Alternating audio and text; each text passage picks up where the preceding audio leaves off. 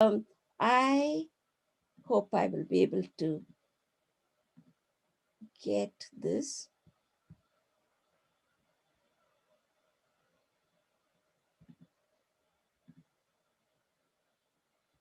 Okay, I had a video on this. Probably I will try to You can play it later if I get Kachama, it.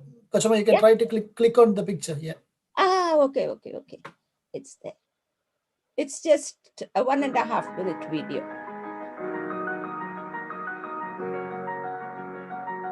My name is Green Village. I am a project, a philosophy, a smart way of understanding the world, where technology converges with nature, where organization and business challenges meet sustainability. In the heart of Geneva's International District, near the UN, the ILO, and the Global Fund. My habitat is plants, trees, and birds, and I am part of the Jardin de Nation. When fully formed, I will consist of 6 new renovated buildings, offering offices, apartments, and a hotel, arranged around the Ecumenical Center. I am the first property development aiming to achieve the One Planet Living standards in Geneva. In the past, I received champions of human rights, and I follow the same humanistic spirit. I share the same values focused on the world of tomorrow, where green is about future. This is why I found a symbiosis between renewal and preservation, between innovative community and environmental integrity, efficiency and sustainability, to lead on towards a better future.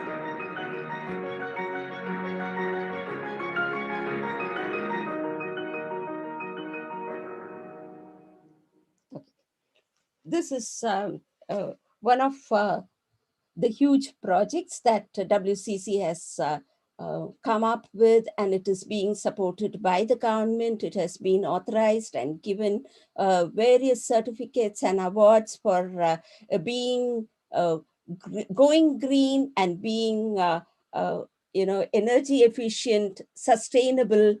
And we believe that this project will take WCC well into the future, both renewing as well as making things new are combined here in this project. It is, if I'm right, it is about 500 million Swiss franc project. It is a very big project, and we hope that it will add to the life and witness of WCC.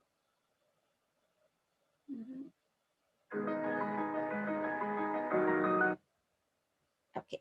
Now, if you see, this is the logo of WCC. I don't know how many of you would have seen this. The word oikumene means fellowship, communion, and it. The logo shows a boat sailing in the sea or ocean or river, wherever, and then we believe that Christ is the captain and the head. The word ecumenism, everything, it comes from the basic root word in Greek is oikos. And the meaning of oikos is house. Okay? Oikos meaning house. And it is from this word many other words come. For example, oikonomy or economy. Okay, economic aspect. And then ecology, that comes from the word oikos. So we see many derivatives coming from the word oikos, meaning house, and this oikumene means fellowship, communion, and WCC then and now.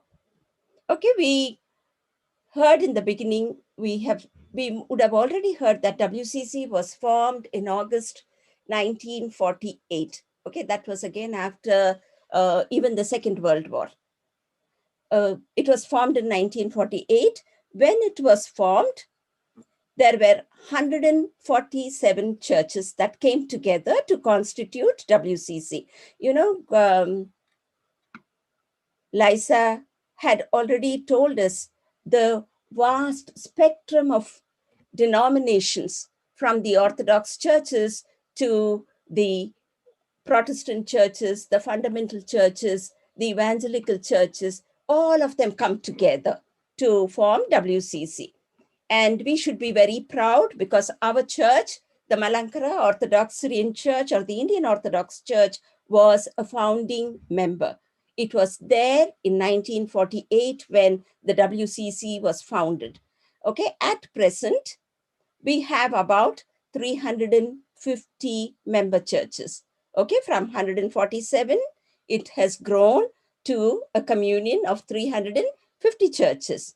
And the membership is about 500 million or half a billion Christians around the world in this global ecumenical organization. So it is indeed a very prestigious and a global organization.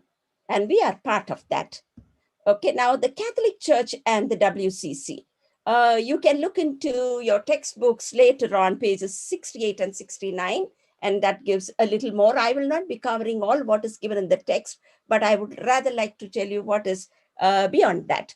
Okay, the Holy See that is from the Catholic Church sent for the first time Catholic official observers to the WCC's Third Assembly in New Delhi in 1961. I have seen that your textbook has given the details of the year and where the different assemblies of WCC have taken place. So you can look out for the details. Then, see, in 61, they sent official observers. Eventually, Willem Adolf Wieser-Hooft, Dutch Reformed Church, the then General Secretary of the WCC, and a Greek theologian from the Bosse Ecumenical Institute, Nikos Nisiotis, attended all four of the Second Vatican Council sessions. This is a very important uh, conference for the Catholics, not only for the Catholics, for the rest of the Christendom, because it opened up new avenues. So more than 100 attended the above four councils from 62 to 65 from WCC. Although the Catholic Church is not a member of the WCC, Catholics officially appointed by the Holy See are members of the various commissions and teams on WCC. Okay, from the point of view of pursuit of the goal of full visible unity, the most important is the collaboration between WCC and the Pontifical Council for Promoting Christian Unity, which takes several tangible forms. So this organization has for many years appointed a full-time Catholic professor on the staff of the Ecumenical Institute at Bosse.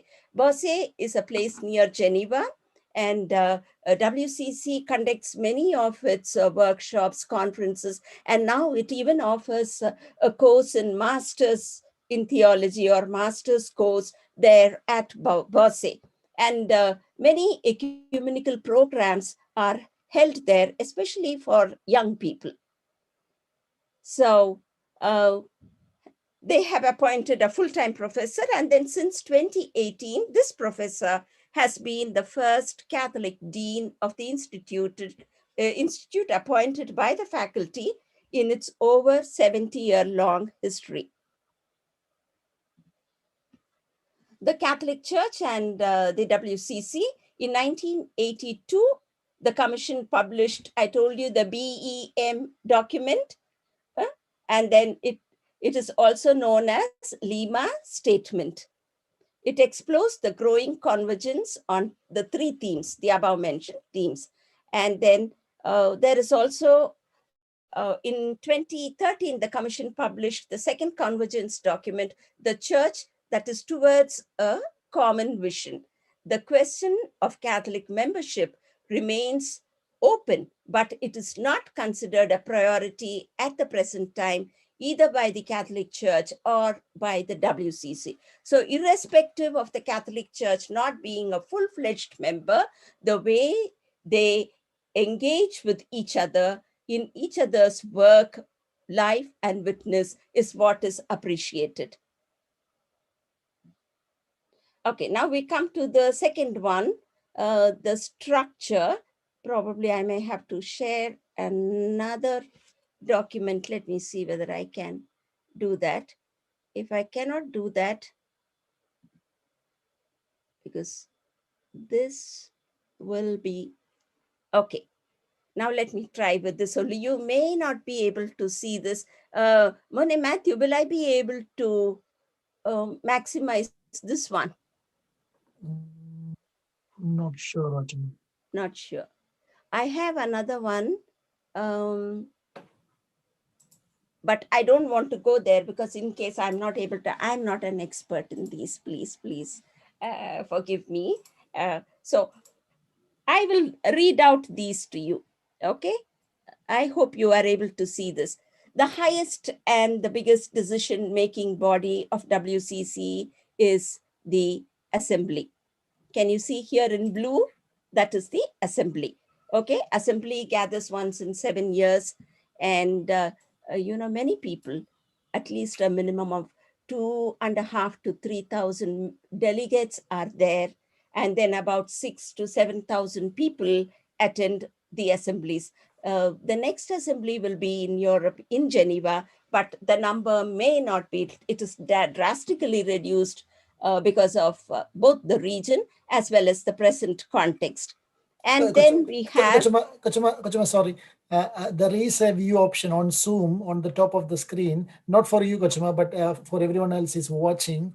There is a view option, and you can, the Zoom ratio, you can put it to 150 percentage. You can try, and then you can move the screen around, so you should be able to see it. Oh, thank you, Makle. Thank you so much. So try doing that.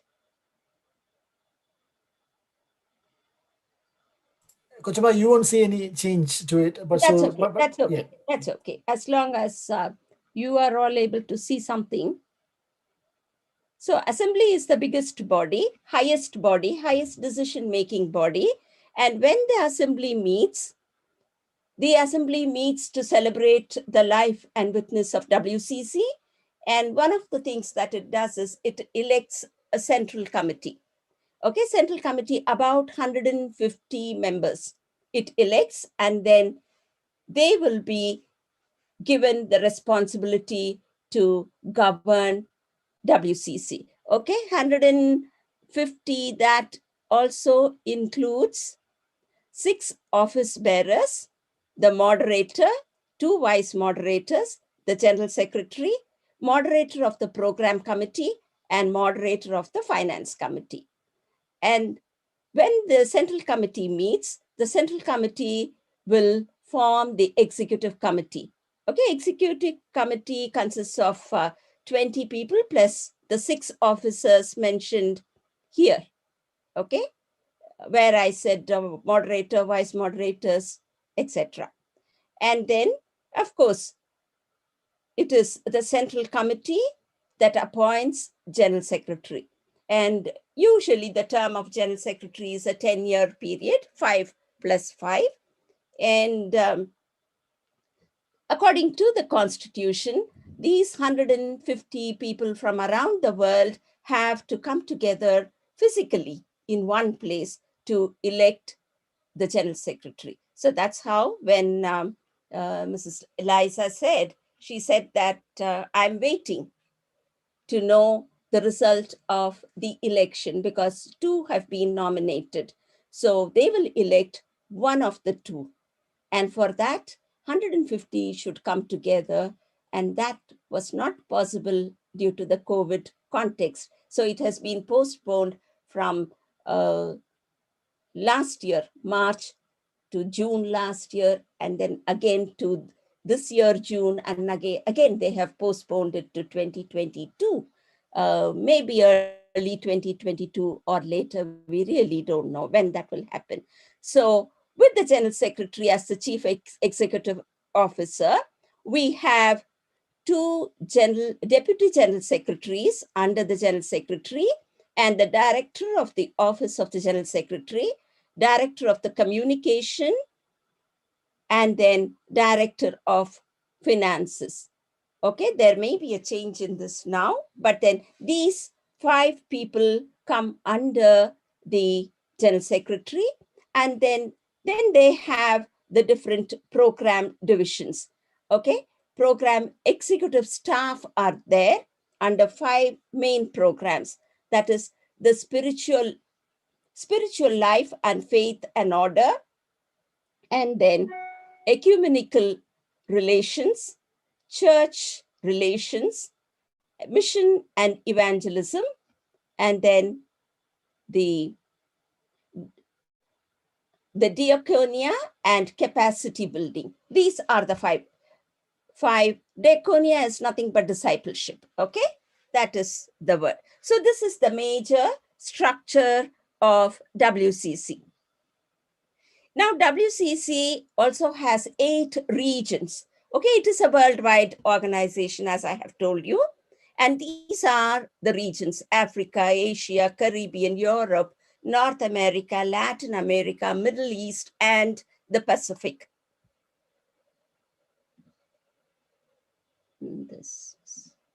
Okay. Now, coming to the purpose of the assemblies, I told you it meets usually once in 7 years. Now, the assembly should have been held this year, but it should have been held last year. It was postponed to 2021, and again, it has been postponed to 2022. The previous one was in 2013. It was held in Korea, and the one before, prior to that, was in Porto Alegre, Brazil, held in 2006. And it was truly the grace of God that I could attend both the 9th assembly in Porto Alegre as well as the 10th assembly in Busan, Korea. Okay, the next one will be, as I mentioned, in Germany, in Karlsruhe, in a place called Karlsruhe. Okay, the purpose of the assemblies is to review programs, determine the overall policies, elect presidents, appoint a central committee which serves as the chief governing body of the WCC until the next assembly. These are the 4 things. Apart from that, we have a lot of celebration, a lot of sharing. One can learn so much just by being there at one of these assemblies. Okay, now the strategic direction. Sorry. Okay, there are 5 main strategic directions that have been formed from the 2013 assembly to lead WCC up to 2021 until the next assembly. So those 5 are strengthening the fellowship, witnessing together, encouraging spirituality, reflection, and ecumenical formation, building trust and understanding, inspiring and innovative communication. We know the importance of communication. WCC focuses a lot on that. And of course, deepening the fellowship. That is the main, because for visible unity or Christian unity, that is essential. Witnessing together is essential, and encouraging spirituality and ecumenical formation. And the basic thing definitely is building trust and understanding. Okay, now you can have a look at the former general secretaries of WCC. Okay, I have given the years. The first one was this Wieser Hooft, who was the general secretary from 1948 to 1966. And then we have Blake here, who was the general secretary from 66 to 72. And then Philip Potter, who was the general secretary from 72 to 84. Emilio Castor, who was the general secretary from 85 to, not equal there, I'm sorry, 85 to 1992. And then Conrad Reiser from 1993 to 2003. Okay, and I can with a lot of pride and gratitude to God, I can say that I have met with this person, Philip Potter. Of course, not when he was a general secretary, much after that. I have met him in the assemblies of WCC. And Emilio Castro, I have met him also and worked closer with his son in the ecumenical field. And Conrad Reiser, um, we were so excited to see him. Actually, the first person I met as the WCC General Secretary was Conrad Reiser. When I was a student back in India at UTC, United Theological College, Bangalore, this person visited when I was a student there between 1994 and 95. And we had, it was a great thing for us to see him from a closer distance. And I can tell you, one of my ambitions, dreams was that before I die, I should meet with the General Secretary of WCC, and then I should meet Bishop Tutu, and I should meet Mother Teresa, you know. And it happened in 2003. I met with the other General Secretary of WCC. And then I also met Bishop Tutu personally. And then, of course, Mother Teresa, I couldn't meet, but it is all, I consider it as God's richest blessing. And then, of course, the next General Secretary was Sam Kobia.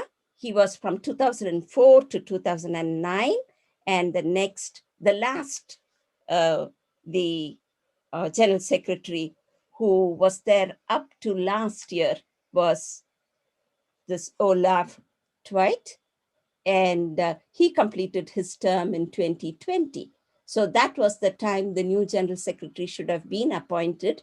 But because of the constraints due to COVID context, this person, Professor, Father, Dr.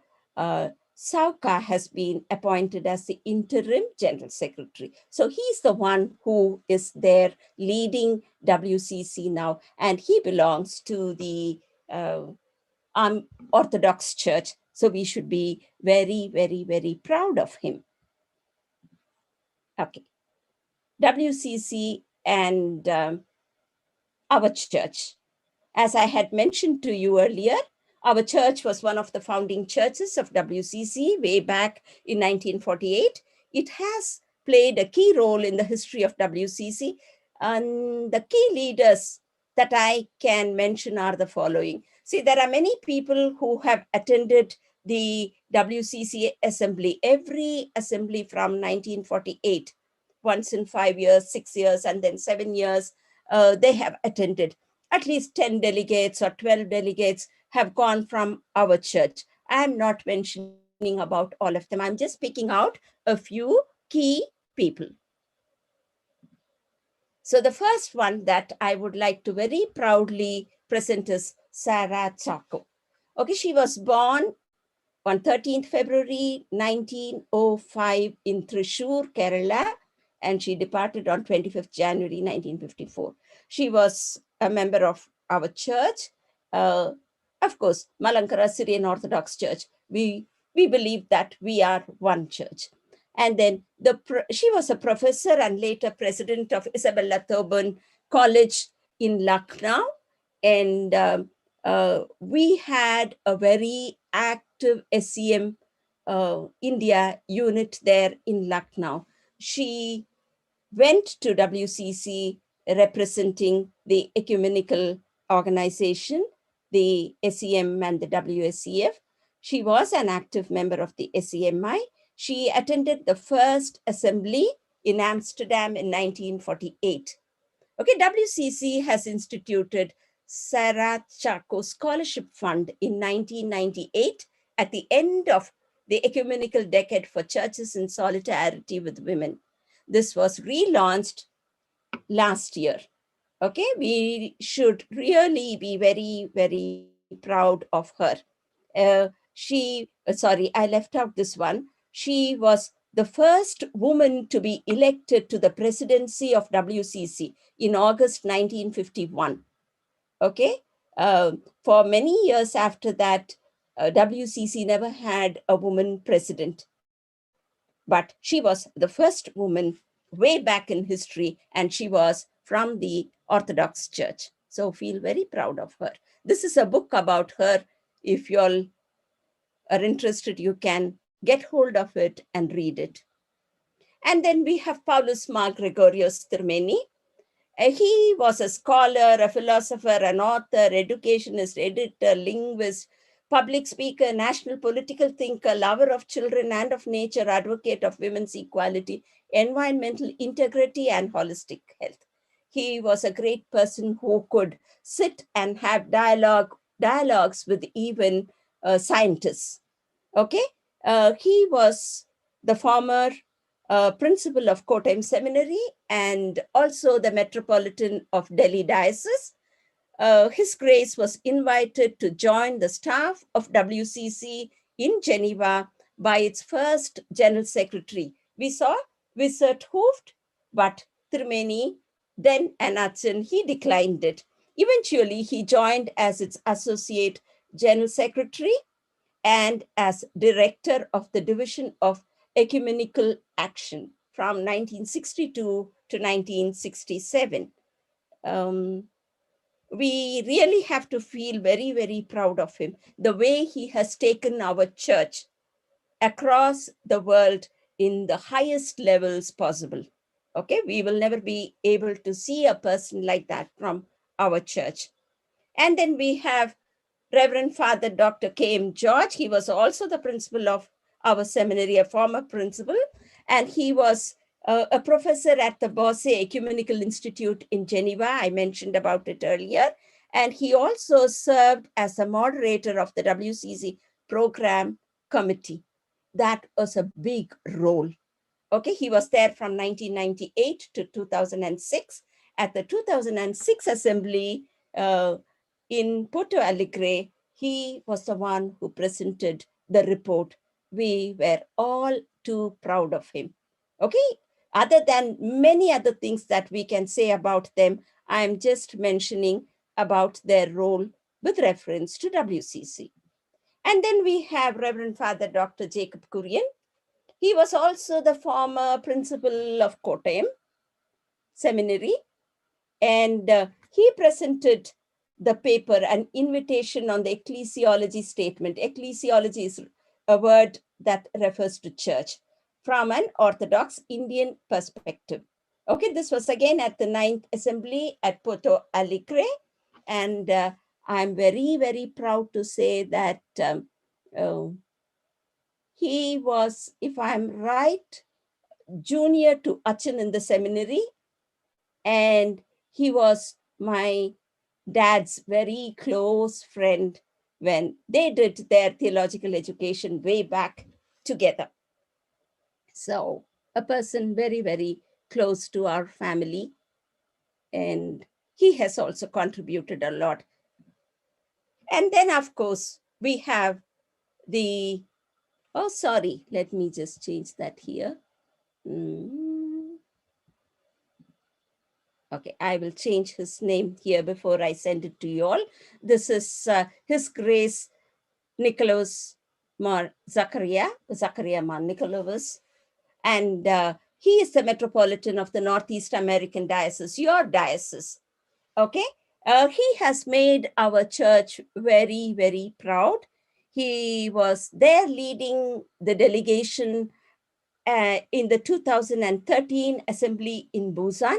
He was elected to the Central Committee. I told you 150 members. He was elected there. And then he was elected into the Executive Committee of the WCC, which consists of 20 plus the 6 officers. And then he was also a member of the search committee that recruited the process for General Secretary WCC. Okay, he plays a key role there. We are very proud that he is the current person from our church who plays a key role. And I'm very proud to say we were classmates back in our theological college in Bangalore. We studied together 4 years doing Bachelor of Divinity. Okay, now 2 candidates nominated to the role of General Secretary WCC. Okay, that is Elizabeth Joy. Okay, I've taken it from the link given here. Okay, she is the first woman to be nominated to this role since 1948. Okay, grace of God. It's what I can say is the verse from the Bible. God picks up literally from the dust and then makes us to be seated among the rulers. Okay, I don't know whether I'm worthy, I'm entitled. No, it's God's doing. Okay, and even to be nominated, irrespective of whether I achieve, whether I become the next general secretary or not, most probably it should be one of the two people. But for any reason, even if one of us don't make it or both of us don't make it, still both of us coming to this level, that is the highest thing that we can achieve in the global ecumenical field. And we have to thank God for that. Okay, irrespective of what happens. And as I mentioned, the election has been postponed, probably in 2022. So please pray that God's will be done, whatever it may be. And this is what I took from the Anglican news that was published. Actually, I saw it only yesterday when I was preparing for this class. I didn't read it. They have published it in 2019, mid-November, soon after we were nominated. And I bumped into this yesterday. So thank you, Liza, for asking me to take this class. Okay, they have said a South African theological professor and an international ecumenical leader have been named as the 2 candidates to replace the Reverend Dr. Olav Tveit as the next General Secretary of the World Council of Churches. Dr. Elizabeth Joy of the Malankara Orthodox Church, who is currently a director of Churches Together in England, and the Reverend Professor Dr. Jerry Pillai, the Dean of Theology and Religion at South Africa's University of Pretoria, have been named as the 2 final candidates for this position. So I'm sure all of you will feel proud with me. Okay, now let me check with Liza about the timing. How much more timing we have? If we have more timing, and if you all are still inspired and all right to be there, I will talk a little about the next assembly theme. If not, we will go and to the end, and then I will finish this class. Liza, can you please guide us? Sure, Kachima, you can carry on with that. Carry on. Okay, Yes. when you feel bored and when you want to stop. Okay. To continue, Liza can say. To stop, any one of you can say. Okay, thank you. Okay. The 11th assembly theme. Okay, this is the 11th assembly that we are looking forward to next year. The theme is Christ's love moves the world to reconciliation and unity. For me, the theme is apt, especially for the present context, the COVID-19 pandemic. It reiterates the need for ecumenical witness, for coming together, working together, bearing witness. It reveals the will of God, and then it retrieves, beginning with repentance, reparation, and restoration. Okay, all these are very important for us. So remember the 6 R's. Oh, sorry, let me just say. Okay, now, see, this is the logo for the next theme. The cross with the Tao and part of the oikumene, the WCC logo is there, and the pigeon with a ring, that is the logo of the assembly theme. Okay, Christ's love moves the world to reconciliation and unity. Okay, that is for me choosing between good and evil. Definitely, we remember the 6 hours. I am sure we will be able to be there. Okay, now I told you WCC addresses all justice issues. Okay, wherever there is injustice, so many things at any field, it will speak out. And I can't breathe. Okay, this is what George Floyd said. We have heard it. We know that the case is going on and it's taking a very different turn in its trial. Where have we failed, is my question.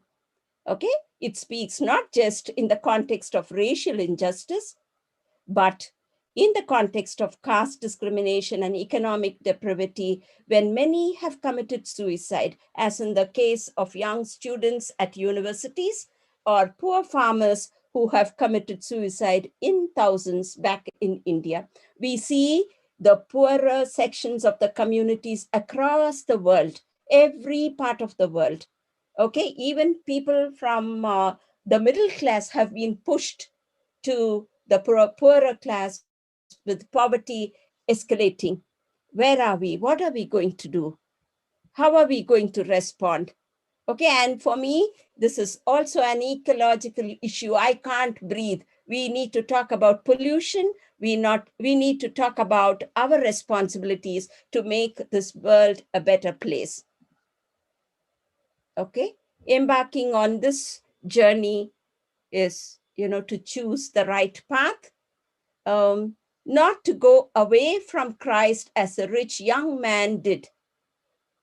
Christ continues to reverse the question just as he did when he was asked, by the person, the young man, who is my neighbor? Christ, when we see that text, finally, Christ asked the question, who are you a neighbor to, or to whom can you be a neighbor? So that is what is important. And by neighbor, we don't mean the person who lives next door or who resides next to us. No, anyone who is in need becomes our neighbor. Reconciliation will include reparation, bringing healing and wholeness to both parties, the oppressors and the oppressed. So, retrospection, reparation, reconciliation, and unity will be achieved if Christ and his love for the world that cries out for liberation is understood. We are called to be in solidarity with people at the margins. Okay, wherever people are suffering for want of justice, being denied, justice we say is delayed, denied, deprived, whatever the situation may be. If we can rise up and raise our voice, then we will be able to bring about a change wherever we are and beyond. Okay, false proclamation of the church as a body of Christ over against what we are called for. Okay, we are called to be all of these that you see here.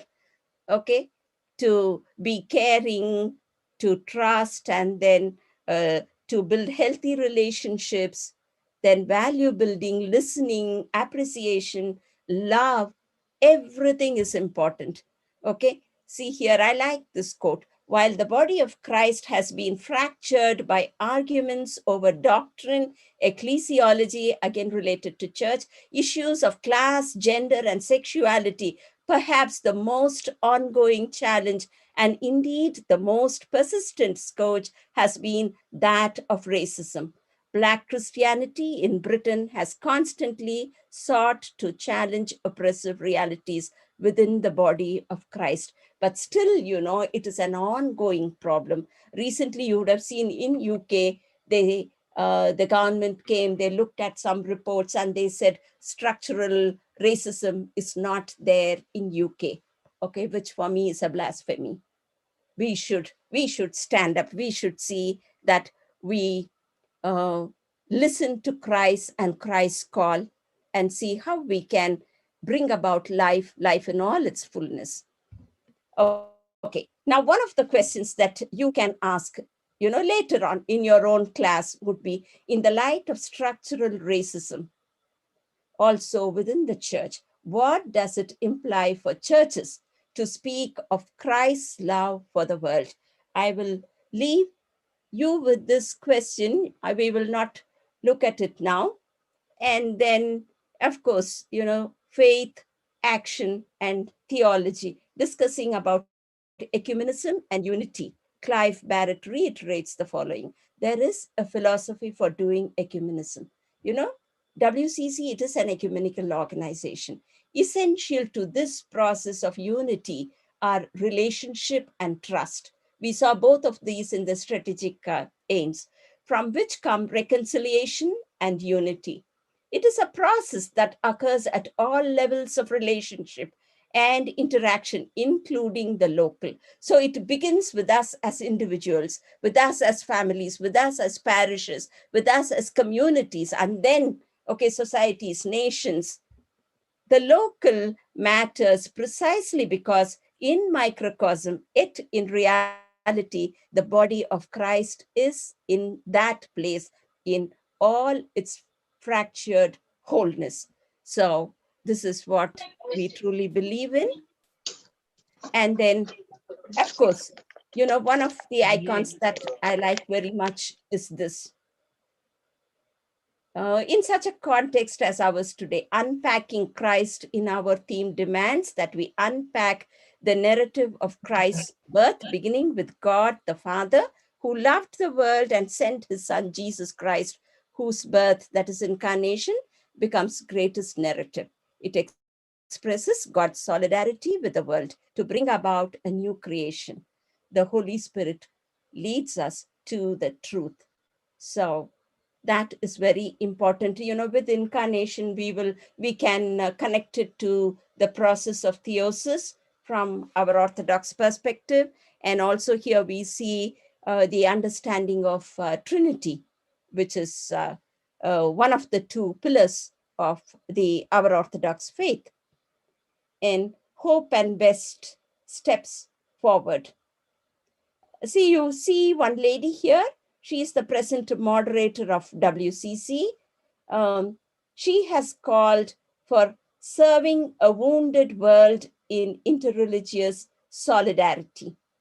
Okay, that is along with the Catholic Church, the Pontifical Council for Interfaith Dialogue. And then she says, the pandemic has exposed and exacerbated many of the iniquities and injustices that are prevalent. The reality of living in multi-religious and diverse contexts ensure that our actions and commitments are carried out in a spirit of solidarity and calls us to be accountable to the broader society we live in. That is Dr. Agnes Abomb. And of course, with the discovery of the vaccine, we should be very grateful to God, but see that we all make use of it and move forward. Conclusion.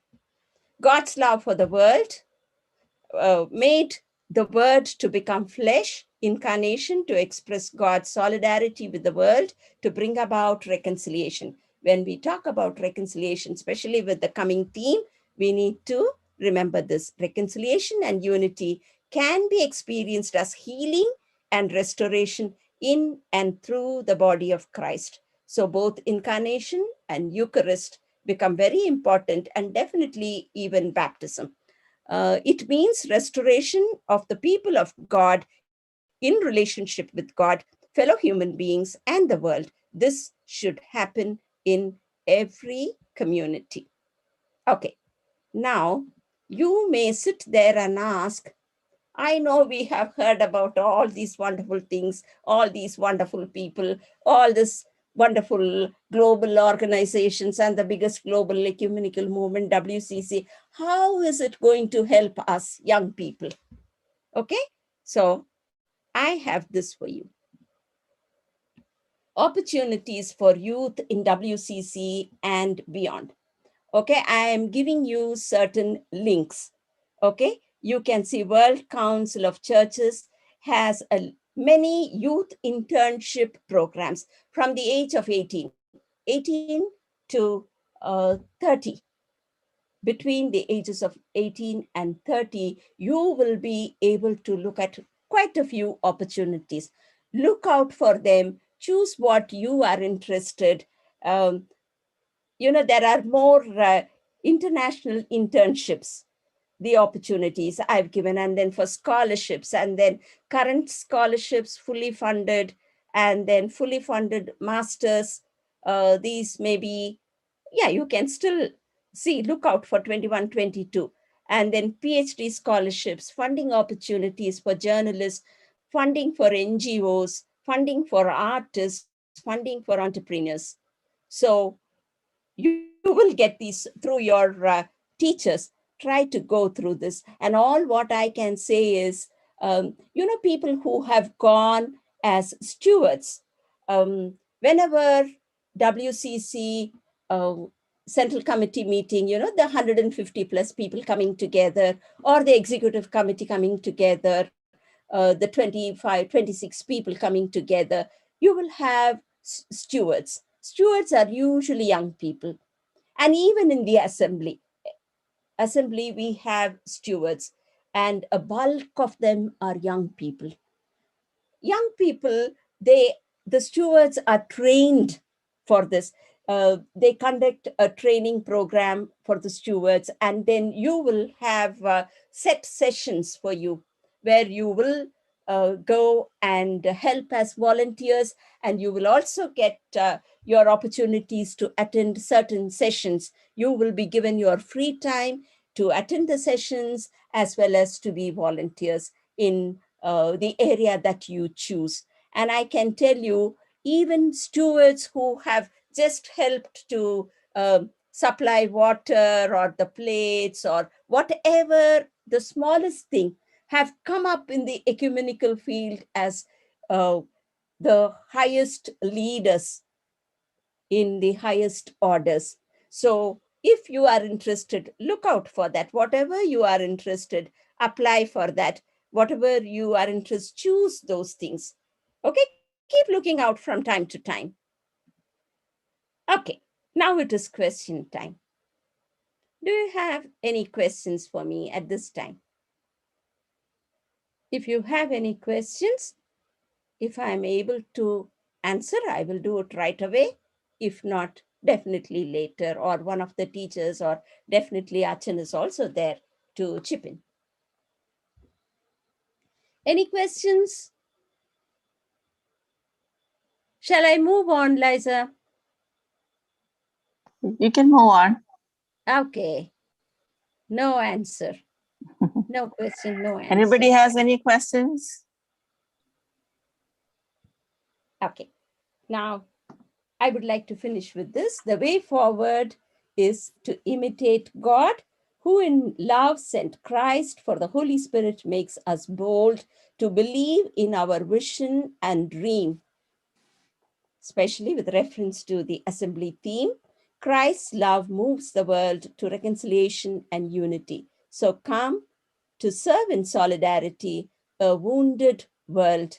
It's indeed the way forward for justice to be rolled out, for those in bondage in joy to shout. So arise, together we'll make this come true. Thank you.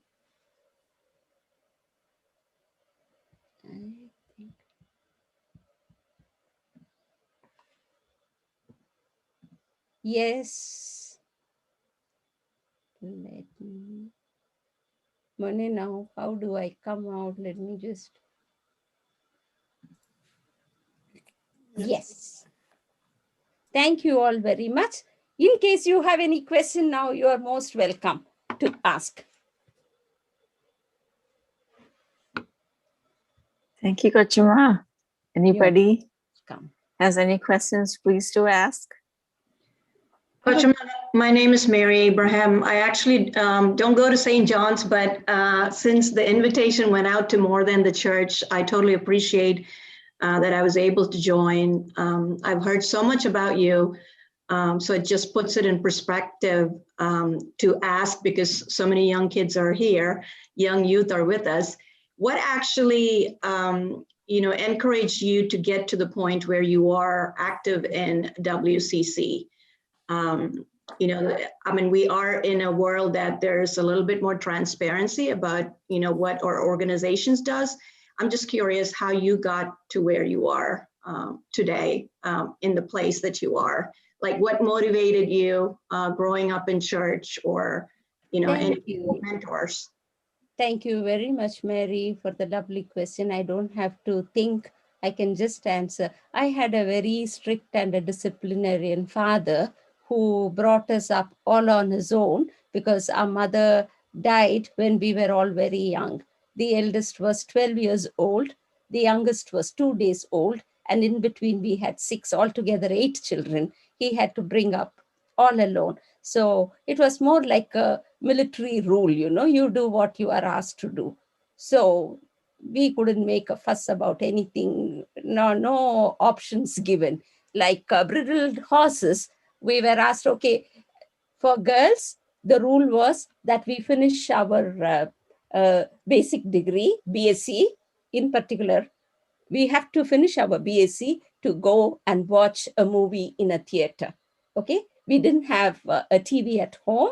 My father said, I will not buy it even if it is sold for 2 rupees, because my children will not study then. So we tried convincing him that, you know, there are many information, and then related to our education studies. He said, never mind, you can lose those marks. It's okay. No TV. And we very seriously I did my BSc very seriously, so that I can go and watch a movie in the theater, because that was something great for all young people those times, especially in the cities. So when we finished our BSc for the movie, that was the bait. And soon after you finish your BSc, he would say, now you have to go to the theological college and do theological studies. And there was, you know, as I said, we couldn't. Only one of my sisters argued, said, no, I don't want to go. And he convinced her somehow. And my youngest brother said, I want to become a lawyer. Even my other sister wanted to become a lawyer. But she is doing a great work as a theological professor and now in charge of a parish in US. She is, I think, legally doing many things, advocating God and God's mission, witnessing to God. So for us, we had to go and do our basic theological degree after BSc. And when even before we went to the theological colleges, my father used to teach us a lot, you know, among many things, uh, table manners to eat with the cutlery, crockery, and the spoon and the fork. And we used to hate that. Then he will say, no, no, no, it will be of use later on. And then he used to talk about round table conferences, what happens in WCC. When we were very young, we hadn't even gone to the theological college. And then I asked him, Daddy, why are you telling us about all this? Then he said, no, no, you'll have to study, you'll have to become great. And then I would tell, after all, there is a proverb in Tamil, you know, which is, அடுப்பூதும் பெண்ணுக்கு படிப்பெதற்கு.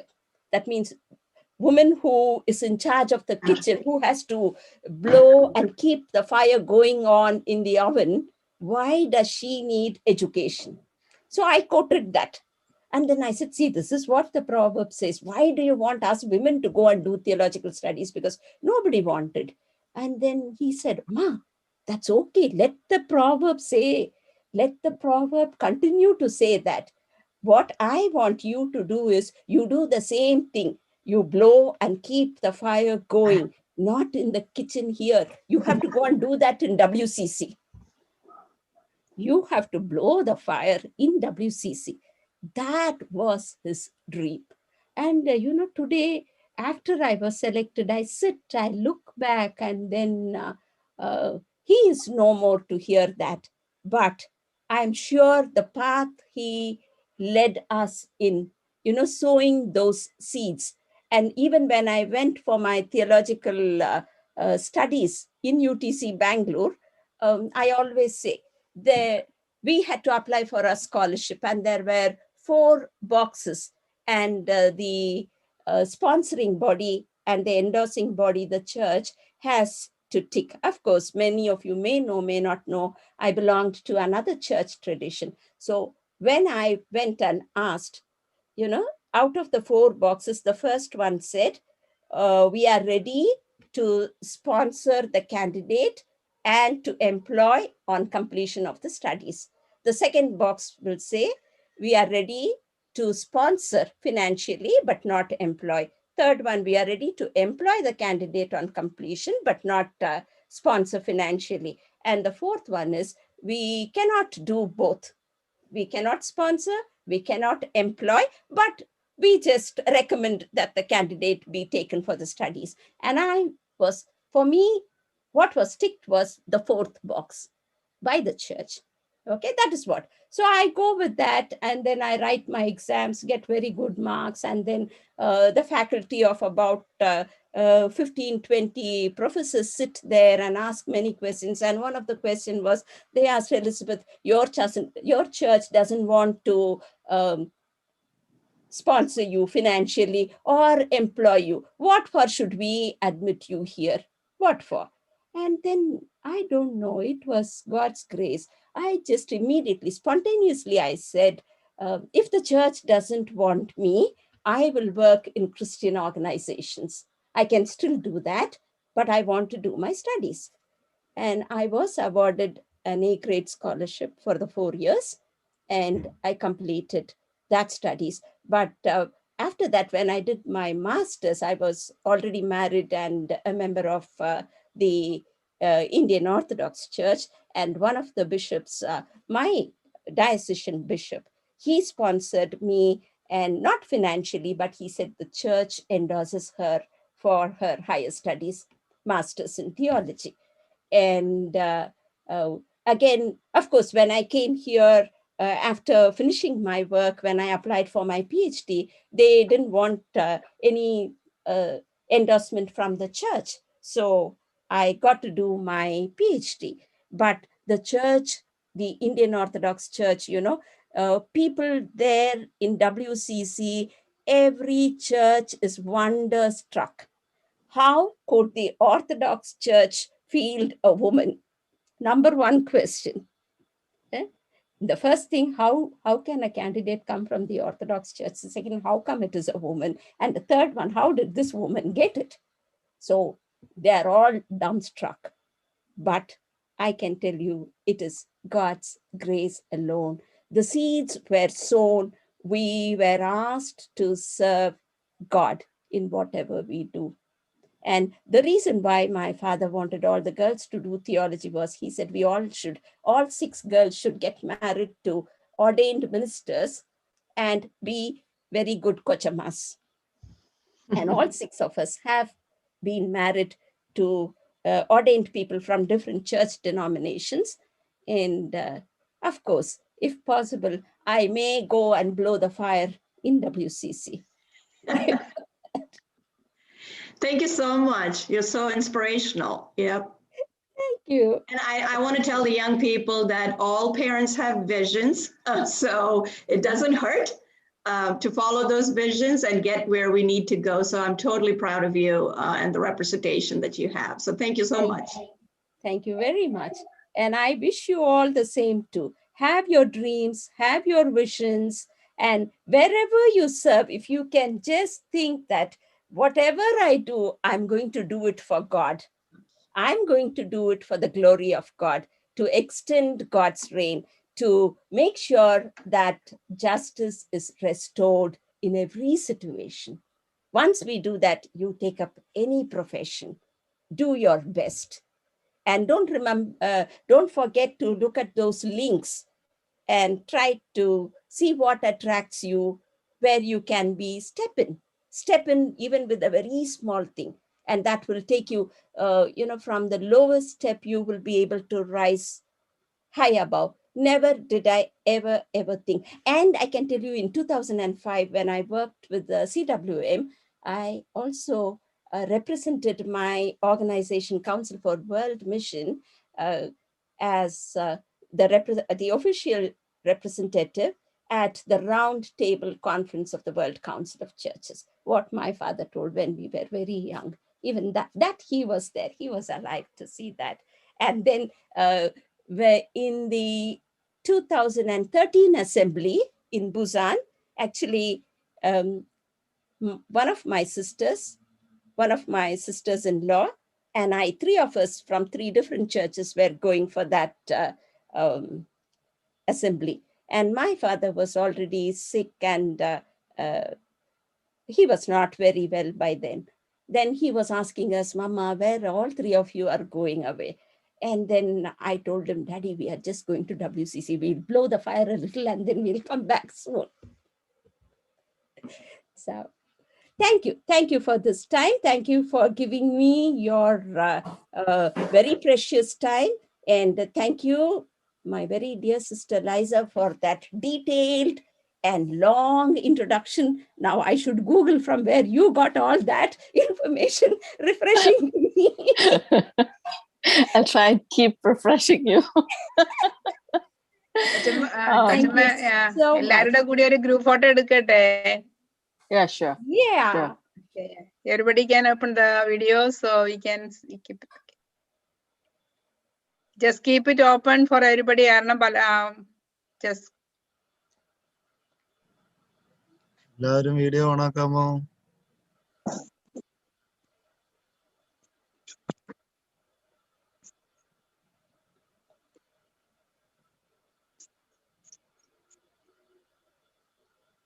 Yeah. Ready? Hold on, we had two screens. Okay, 1 second. Right.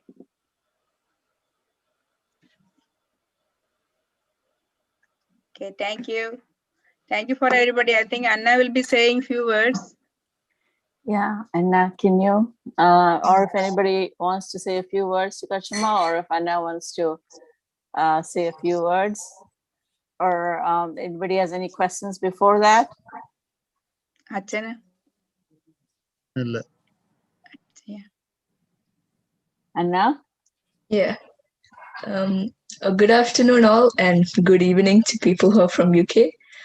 First of all, I'd like to thank my Sunday school teacher, Lysanti, and our principal, Alisanti, for giving me an opportunity to speak on this occasion. On behalf of our church, I'd like to thank our speaker, Elizabeth Kochema, for enlightening us with the knowledge about the World Council of Churches that was formed on 23rd August, 1948. We really appreciate you taking your time to illuminate your knowledge for us. So basically, she talks about the main organizations in Genova and the fact that WCC is an ecumenical movement whose goal is Christian unity. Christian unity addresses injustice, promotes justice and peace, and promotes life, and in other words, APP. Some great achievements of the WCC that she talked about would be like battling against AIDS and HIV, the Green Village Project, which is really important, bringing down the apartheid system in Africa, and so on. Then we learned about the current structure of our WCC, in which assembly is the highest decision-taking body. And then we learn about the 8 regions, that is in Africa, Asia, the Caribbean, Europe, North America, Latin America, Middle East, and the Pacific. And the last thing that we learned from her today is the fact that our church was one of the founding churches of the WCC. And the first woman president of our WCC is Sarah Chako. And that's like one of the really proud moments for us. I really hope that this valuable and precious knowledge that Kochema gave us will definitely help us in our study and in our future. Once again, we thank you, Kochema. Also, thank you very much for sharing your life experience with us. It was really inspirational. Thank you again. Thank you so much. Thanks. Organize. Yeah. Acha. Yes. Thank you, Kochama, for coming. അവിടെ വിശുദ്ധ കുർബാനയ്ക്കൊക്കെ ഒരുങ്ങുന്ന സമയമാണെന്നറിയാം. എന്നിരുന്നാൽ തന്നെ ഇത്രയും സമയം ഞങ്ങളോടൊപ്പം ചെലവഴിച്ചതിന്, ഞങ്ങളുടെ Sunday school കുഞ്ഞുങ്ങൾക്ക് നല്ല അറിവ് പകർന്നു കൊടുത്തതിന്, അതോടൊപ്പം the teachers is also there. Thank you. Once again, thanks to those who are participating from other churches, other Sunday school teachers. Thank you for your time. എല്ലാവരോടും ഒത്തിരി സന്തോഷം. നമുക്കൊന്ന് പ്രാർത്ഥിച്ച് അവസാനിപ്പിക്കാം. പിതൃപുത്ര പരിശുദ്ധരൂഹായ ദൈവമേ, ഞങ്ങളെല്ലാവരെയും തിരുസന്നിധി സമർപ്പിക്കുന്നു. അവിടുത്തെ ഇഷ്ടപ്രകാരം ഞങ്ങളെ വഴി നടത്തണമേ. നിന്റെ ഇഷ്ടം ഞങ്ങളിലൂടെ പൂർത്തീകരിക്കുവാനുള്ള ഉപകരണങ്ങളാക്കി ഞങ്ങളെ ആക്കി തീർക്കണമെന്ന് പ്രാർത്ഥിക്കുന്നു. പ്രത്യേകിച്ച് ഇന്ന് ഞങ്ങൾക്ക് ക്ലാസ് പകർന്നു തന്ന കൊച്ചമ്മയെ തിരുസന്നിധി സമർപ്പിക്കുന്നു. മിനിസ്ട്രി അനുഗ്രഹിക്കണമേ. അച്ഛനെയും കുടുംബത്തോടും ഒപ്പം അവിടുത്തെ മിനിസ്ട്രിയിൽ സഹായിപ്പാൻ തക്കവണ്ണം അവിടുന്ന് കൊച്ചമ്മയെ രൂപപ്പെടുത്തി ഒരുക്കുന്ന കൃപയ്ക്ക് നന്ദി പറയുന്നു. തുടർന്നും ദൈവസാക്ഷികളായി അനേകർക്ക് മാതൃകയാക്കുന്ന നല്ല ജീവിതം പകർന്നു കൊടുക്കുകയും അതിലൂടെ അനേകർക്ക് അത് അനുകരിപ്പാൻ തക്കവണ്ണം ഇടയാവുകയും ചെയ്യണമെന്ന് പ്രാർത്ഥിക്കുന്നു. പങ്കെടുത്ത എല്ലാവരെയും തിരുസന്നിധി സമർപ്പിക്കുന്നു. എല്ലാവർക്കും ദൈവിക അനുഗ്രഹങ്ങളും നന്മകളും കേട്ടതായ നല്ല വാക്കുകളെല്ലാം ജീവിതത്തിൽ പകർത്തുവാനും ഓർത്തിരിക്കുവാനും അനേകർക്ക് മോഡലായി തീരുവാൻ തക്കവണ്ണം എല്ലാ കുഞ്ഞുങ്ങളെ അവിടുന്ന് സഹായിക്കണമെന്ന് പ്രാർത്ഥിക്കുന്നു. ഞങ്ങളുടെ സൺഡേ സ്കൂൾ മിനിസ്ട്രി അനുഗ്രഹിക്കണമേ. നേതൃത്വം നൽകുന്ന ഓരോരുത്തരെയും ദൈവാത്മ ജ്ഞാനത്തിൽ നിലനിർത്തണമെന്ന് പ്രാർത്ഥിക്കുന്നു. എല്ലാ കാര്യങ്ങളിലും അവിടുത്തെ സാന്നിധ്യം ഞങ്ങൾ എല്ലാവരോടും ഒപ്പം ഉണ്ടാകണമേ. നാളത്തെ വിശുദ്ധ കുർബാനയ്ക്കായി ഞങ്ങൾ എല്ലാവരും ഒരുക്കണമേ എന്ന് പ്രാർത്ഥിക്കുന്നു. ആയത് ഞങ്ങൾ നിനക്കും നിന്റെ പിതാവിനും പരിശുദ്ധാത്മാവിനും അനവരതം സ്തുതിയും സ്തോത്രവും സമർപ്പിക്കുവാനായിട്ട് തന്നെ. ആമേൻ. Thank you.